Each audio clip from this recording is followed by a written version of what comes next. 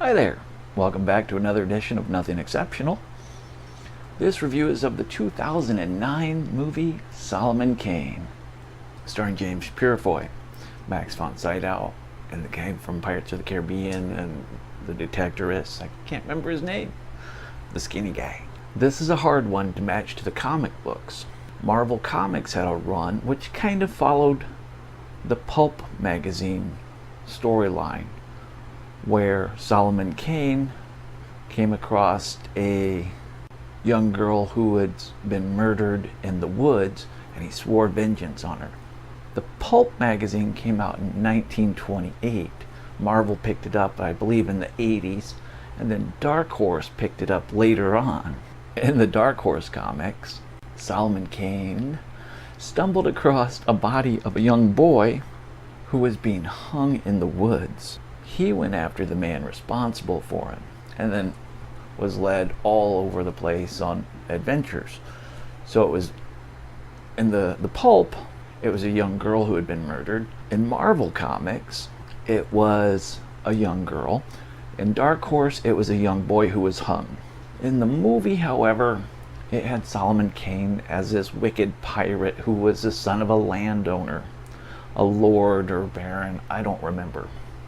So there was a bit of a difference there, where instead of him just being a straight up Puritan who was going out to avenge the deaths of a young child, he became a priest in the movie to atone for his own sins. So it doesn't match any of the stories that were written either in the pulp or the comic books, except for the fact that he does go after the evildoers, for lack of a better word. It was a good story. I enjoyed James Purefoy's performance. I even enjoyed Mackenzie Crook's performance. Again, you know, the skinny guy from Pirates of the Caribbean with the one eye. He only had a brief role in it, where he was like this crazy guy in a tower who was trying to feed people that came to that location to these half-dead creatures that lived in the cellar.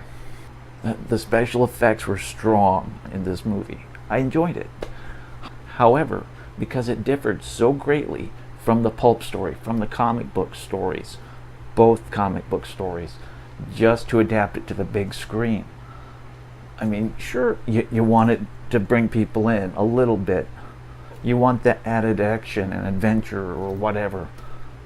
But I rate the movies on how well they actually follow the stories that were written before them. Even though I enjoyed this movie and enjoyed the performances and everything else, the most I can give Solomon Kane is 3.5 stars.